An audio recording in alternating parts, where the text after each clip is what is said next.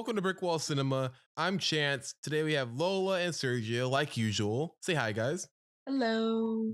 What's up? Today we're talking about Space Jam in honor of the new Looney Tunes movie, The Day the Earth Blew Up, coming out. Now, let's get down to business to defeat the Huns. I was waiting for someone else to finish it, but no one we weren't did. sure what to do right there. Well, I thought you were taking the lead. This is your show. It's or all of podcast. our show. We're part of it. You're part of it now. Well, yeah, but we didn't discuss what we were gonna do. Exactly. Oh, I mean, I've like, been saying this for years. Honestly, we should make a script, and I should be the leader of that script. the leader of the script. There's no leader for scripts. You mean a Yes, script there writer? is the main lead. You mean a script writer? You mean the lead actor? Yes, thank you. But continue. Okay. Well, today we're talking about Space Jam. We already said that. Mhm. Let's go over. I have some history over this movie. I mean, not personal history. Yes, personal history, but history overall with this movie. Do you guys know that before this movie was based off of 2 commercials? I did not know that. What commercials? There were 2 Super Bowl commercials that came out in 1993 and 1994 for Nike, where it had basically Michael Jordan with Bugs Bunny. Air Jordan and Air Jordan. What'd you expect? Elmer Fudd? Nice shot. Nice shot. This floors them every time. Wow. Okay. It's pretty cool. Yeah, honestly, and they got the director for the commercials to do the movie, Joe Pitka. So now you have a little background on the movie. Let's talk about the movie in general. Let's talk about the movie now. All right. What are you guys' first impressions of the movie? First time seeing it. What do you think? I was just like, wow, the Looney Tunes are here. This is gonna be a good time. Nice. I would say I'm not sure how to say this, or maybe this feels a lot more tame than what I expect from Looney Tunes, especially nowadays. Like, I remember watching Looney Tunes when I was younger. Then I saw this, and then I was like, "Oh, hey, this is cool." But as time went on, I feel like Looney Tunes have become more loony, and this feels like a more tame version. Or maybe it's just because of Michael Jordan's, like, throughout the movie, he has a very lack of expression throughout the movie. Okay, I think I understand what you're talking about with this. I don't want to hate on him for not being good at acting because he's not an actor. He's a basketball player. Yeah, That's what he lived on. He does have good. He does have good moments in this movie with his acting. Like in the trailer, like in the commercials that we just saw, we see him like act a lot more than I think I seen him in the movie more often. But yeah, I'm not gonna blame him for like not being as good as some actors who are like spent their whole lives doing this. Because I know he's an athlete. He's not an actor. But he did a good job for like, was this his first role in a movie or has he done this before? This is his first like pinnacle role in a movie. Like this is his first leading movie. Yeah, so I'm not gonna hold it against him if like he's like for like not being as good as some other actors. I know. Yeah, honestly, when I first saw it, I remember I had the VHS of it, and I couldn't understand. I thought it was boring at first because I was What? Really? hear me out. I'm a kid. When I first saw it, I didn't know it was Looney Tunes. You didn't. That's No. interesting. Aren't they like on the VHS cover? I didn't have the VHS cover. I just had the VHS. What? You didn't have the cover? No, it just says Space Jam on it, and it starts off with just like this little kid playing basketball. And I'm like, this is boring. I don't want to play basketball. And I'm watching. To be honest, That's the one who's been playing. I understand that. I notice that a lot in these kinds of movies from like the 90s. Like they often start with like a slow kind of burn beginning, and then they don't get into the action until like the second or third act. Yeah, but even with this movie, they do cut into like the animation pretty soon, but not soon enough for a little kid. People with short attention spans. Not enough Yeah. for little Chance. And someone I didn't even know that there were Looney Tunes in the movie, so it took me so long for me to realize, oh my god, wait, I need to finish the rest of the movie. There are actually Looney Tunes in this? Because I stopped once I saw like him saying he's gonna retire. That's really when I started like, this is a basketball movie. Like this looks like it's pretty serious. I'm gonna turn this off. I thought it was a biopic about Michael Jordan. A lot of movies did start off like that, where they were like starting at somewhere in their current career path, and then they went back in time to figure out where it all started. Yeah, but when I saw this, but then after I actually finished watching the whole movie, I'm like, oh my god, this movie's pretty good. I like it. I didn't love it. but I did really enjoy it to the point where I would watch it whenever it was on TV. And I don't know, I thought the movie's all right. That's my best way of putting it. But did my opinion change? Maybe, maybe not. We'll get into it today. You just said that your opinion changed. I said, did it? Maybe. Did it? I'm asking. Yeah. Did he do it? Okay, fine. I'll just tell you then. Yes, my opinions changed a little bit. Wow, only a little bit. I liked it a lot. Gentlemen. I liked it a lot more rewatching it this time than I did before. All right, what are we gonna get into I'll take first? it. Let's talk about. All right, hang on. Let's start with our favorite scenes. Okay, let's go over our favorite scenes then. You go first. Who? You. You, Oh, me? Sergio. He was talking to you. Okay, let me think.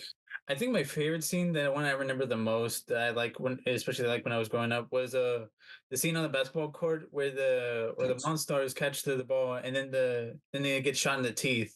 Then you see like the Men in Black kind of thing, and you see the the theme song with them just holding the guns and looking at each other. Like I just like that scene so much. I don't know why. That was a really good scene. What about you, Lola? I think one of my favorite scenes is when the kids are watching cartoons and then Bugs Bunny comes in and he's like, "Come on, guys, we gotta go to the meeting." And then Wile E. Coyote drops the anvil and then flies up to the sky and just disappears. I thought it was Porky Pig. Yeah, it was Porky Pig. Oh, it's Porky Pig. My bad. You know what? That brings up an idea of mine, a question of mine that I had watching this. I have a Sergio question. A Sergio question? Yeah, Okay. a question that Sergio would usually ask. We should have like a little tagline for that, like Sergio's questions. Yes, I have a- Sergio's question. Yeah, it's gonna be a logic question. So, Ooh, are the Looney yeah. Tunes just forever supposed to live off their commercial, like their shows and repeats? You know, that's something that was brought up when I was looking at something like Nostalgia Critic, I think, where they were like, they're doing this basically the same thing that the Monstars are trying to get them to force them to do anyways. Yeah. Yeah, they did make a joke about that throughout the movie. Yeah, but the thing is that they're choosing to do this. I think they're getting paid for it, sort of. Yeah. The real question is how much, because they said they never saw money from like the merchandise, like the lunch boxes and stuff. They said, Right. and then they said, "We got to get new agents. We're getting screwed." Also, that reminds me, there is one thing I noticed rewatching it this time. Do you think that there was a connection between this and Six Flags?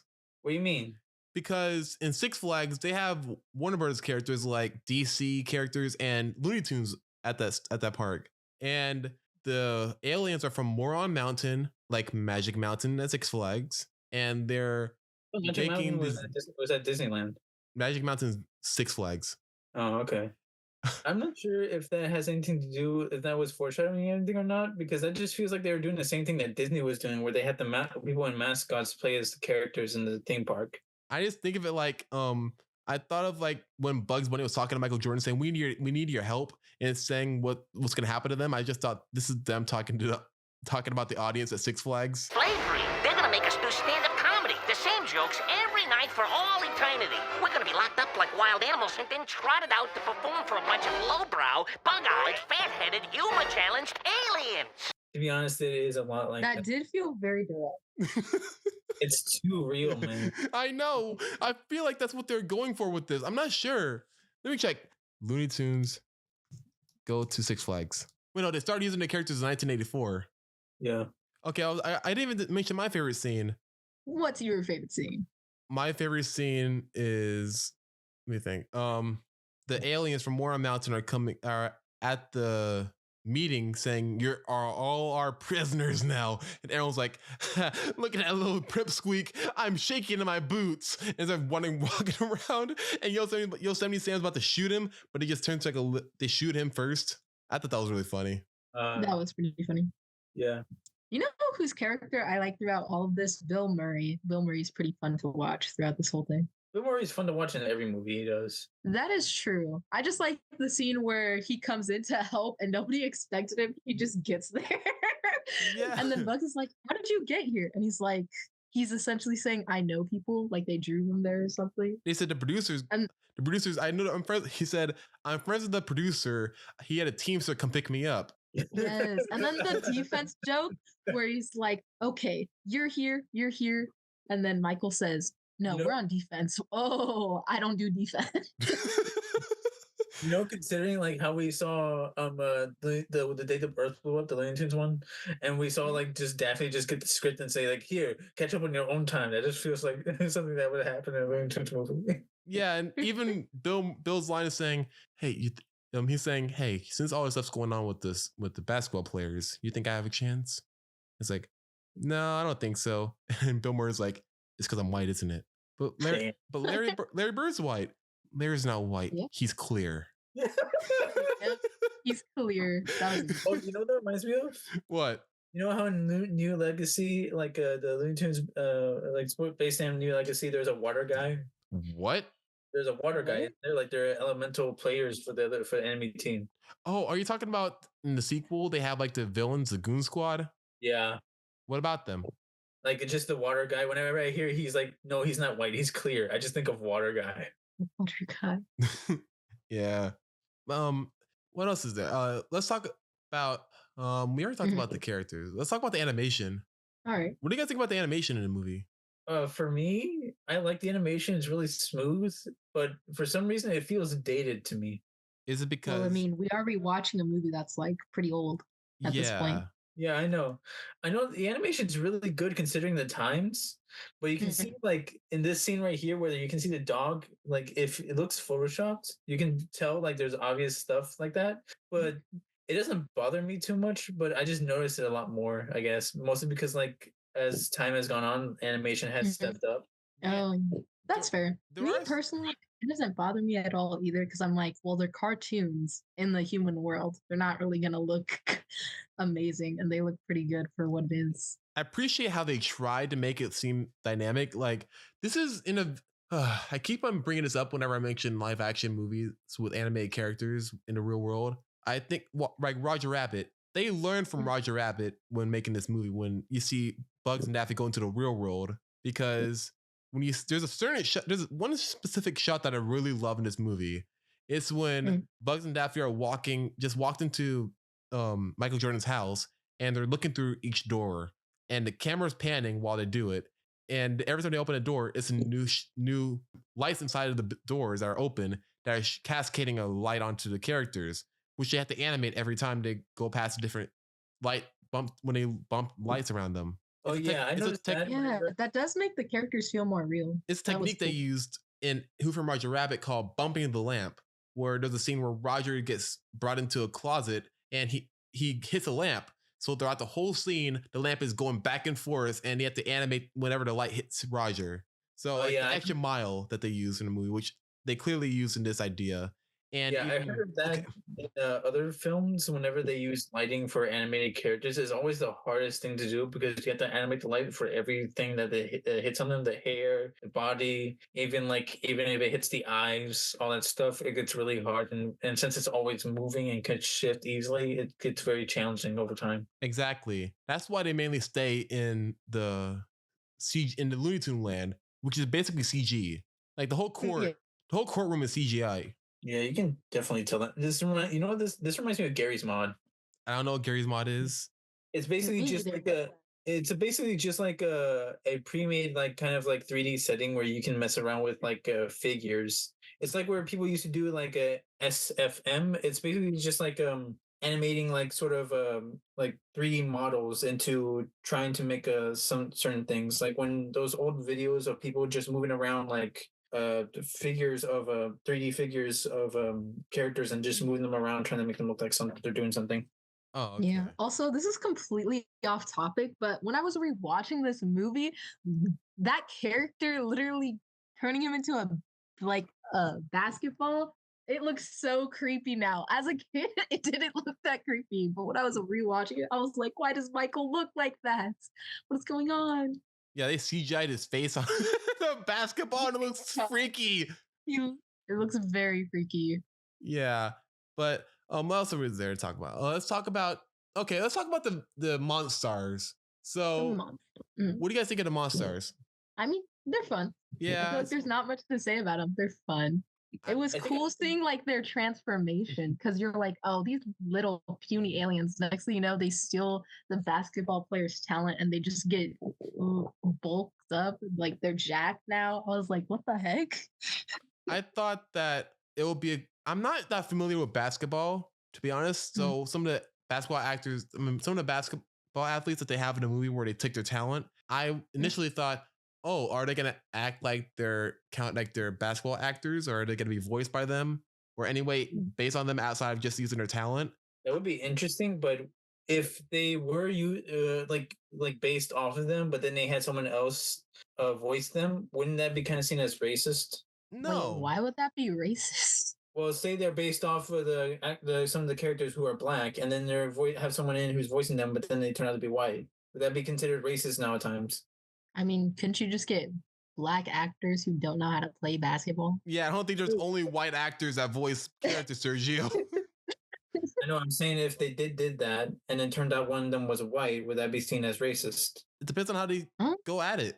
Well, yeah, but I'm saying there would be, if you're saying that they went with the angle of basing it off the actual athlete, but then had someone else come in, but then they have one of them that's white, would that be seen as racist? No, there are white basketball players, Sergio. There's also what I mean by that is that they use like their features, like how they look in their characters. I'm not saying how they act like they're. I should rephrase that. I don't mean to act like their basketball counterparts. I'm talking about they look like I have like their caricatures of the people that they take their talents of. That's what I was thinking. Okay. Does that make any sense? Yeah. But then wouldn't that take away from the fact that they're supposed to be monsters of some sorts? And they would look more. Well, they're aliens. That's why I said caricatures.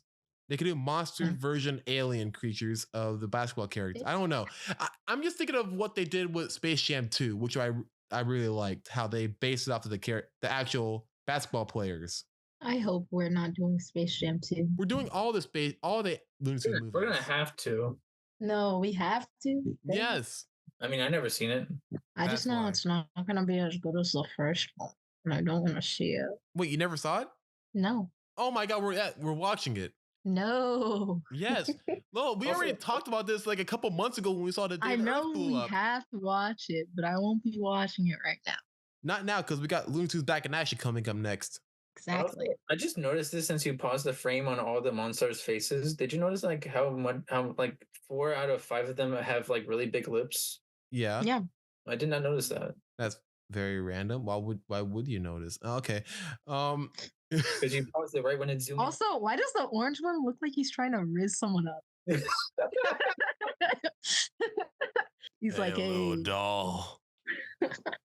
Also, did they ever explain what these aliens are, or are they just aliens from Moron Mountain? They're just aliens from Moron Mountain. Okay. Also, one interesting detail I learned about this like a while later was that Marvin the Martian, he's the referee because he's a middle ground between the Monstars and the Looney Tunes. Yeah. Yeah. I just wanted to point it out for the podcast. Oh, okay. No. Thank you. Very cool. We enjoy your observation. Yeah.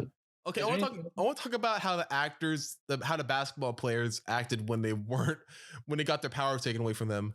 Talent? Because when they got the talent taken away from them, because they are not well. They cannot live in society without their talent. They put them on the disabled list because they lost their basketball talent. That was crazy. Also, rewatching it now, I was like, I don't remember them acting stupid. Let me explain. Because like I know they're supposed to act like they have no basketball talent, but they were really exaggerating it. Because I'm like, as a person who has never played basketball in my life, I don't think I'd be that bad to where the ball just goes, not even on the court, it goes into the people who are being seated. Like what? Yeah, exactly. Just he can't operate in life. He can't do anything. The way I see it is that like when they refer to talent, I just thought about like now that I think about like the sport, I think about like all the muscle memory they gained over the years of practicing. And I'm thinking like without that, like they don't even remember how to play anymore. So that's what I thought like it was going through my head whenever I saw them like lose their so-called talent. Dude, they can't even shoot water in their mouths. I know. Like that has nothing to do with basketball. Also, isn't it like demon possession in a way? What? It's like what? Like demon possession? Not really, because they're not possessing them. They're literally taking their talent. And they're aliens. Yes, they go inside them and then they come out and then they come out. No. What? Look at it. He starts twitching. Well, possession is them taking over their bodies. They didn't take over their bodies. They just took something that they had. Yeah. Maybe it's just that I connected to like something like a demon possession, which has been portrayed in movies before, because it just feels similar. Like your energy is drained, you start like losing control of your body, then you start like not start like blacking out. Sergio, I want to ask this question: how old is Michael Jordan in this movie? I don't know. How would Isn't he, like, how would we in his know? like late 20s? I don't know. At What? this time in the movie. Wait, did he retire somewhere around like making this movie, or was he still playing basketball? This is after he went back to playing basketball. That's why they made so many jokes and jabs at him playing baseball. Yeah. Okay. Yeah, I think that they shot some footage of when he first returned back into basketball when he when he went back to play for the Bulls, right? Yeah. But lesson learned, you don't go to one sport and you're just like, actually, I'm gonna do this one. No. That has nothing to do with the previous sport. I can't believe how superstitious some basketball players are in the real world. Like watching this movie, I thought this was played for laughs, but apparently a lot of athletes have like lucky socks or something along that line. Oh, turns out he was 32 at the time he was filming this. Oh, okay. Google lied to me. It said he was 23 years old. Well, big surprise. Big company lied to us. No, not topic. We're not getting That's never topical. happened before. We're not getting topical today. Not today. Topical? Topical. Topical. What does that mean? Oh my Yeah, god. I'm not what's gonna. topical? We're getting distracted. No. Yes. But continue. Any other notes you guys have for the movie? No. Related question. Do you have a favorite monster? Oh yeah, the blue one. Okay.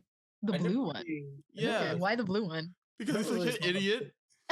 Yeah. Oh, also Sergio, did you notice how like when they were in the meeting room with the aliens and then I think it was Bugs Bunny who brought a picture out of them and they were like, yes, this is the aliens. And they had like scientific names directly tied to them. Did you notice that?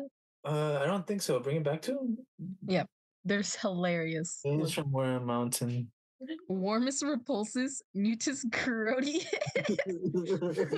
topus, elongatus, Do you rotundus. think they use that as the actual terms for them in like any kind of like scientific setting when they're trying to define? No, it's supposed to be like a reference to the Wile E. Coyote cartoons. Wait, you guys don't know about this? No. About what? Do I This is not like know in about? almost every Wile E. Coyote Roadrunner cartoon. When you see them running and it stops and it says their names, they have like names under them, like the scientific words or the Latin version under them. I see. Oh yeah, I remember that. I just never understood why they did that because I could never read it. Yeah, that's the reference to it. They have a lot of references in this movie. Even with in the meeting in the hall, they have a bunch of pictures in the background with old versions of popular characters like Porky Pig, Petunia Pig, Daffy Duck. I don't know what the other ones are, but I see what you mean. Yeah. I mean, yeah, it's limited because it's hand-drawn animation, so they can't go into detail that much. But still, it's really cool they have it. Yeah. Even like, we talked about Bill Murray's character in the movie, but Sergio, did you know that when he said that a producer picked him up, that was a reference because Ivan Reitman was the producer of the movie, and he directed the Ghostbusters 1 and 2. Oh yeah, I get that. I mean, we did just talk about that earlier, saying like how he made a reference that he knew the producer. Yeah. I guess we can go to our ratings then. All right. So, Loli, you go first. I would give it a 4 out of 5. I've really enjoyed this movie and I liked all the new things that I've noticed. It was very fun. You know what? I'm a match that.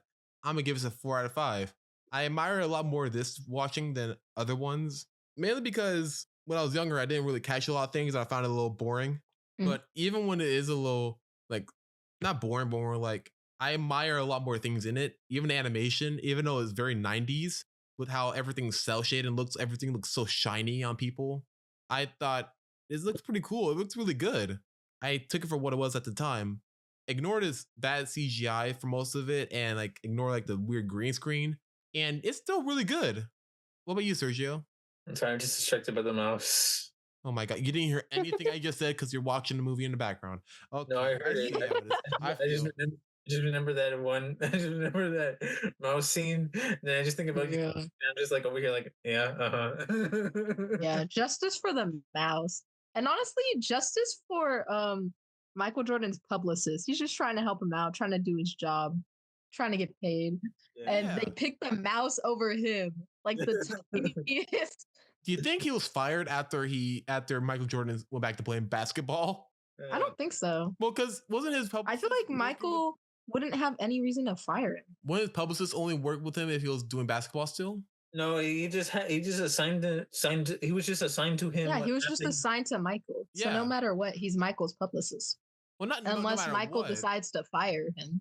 But I don't see Michael doing it.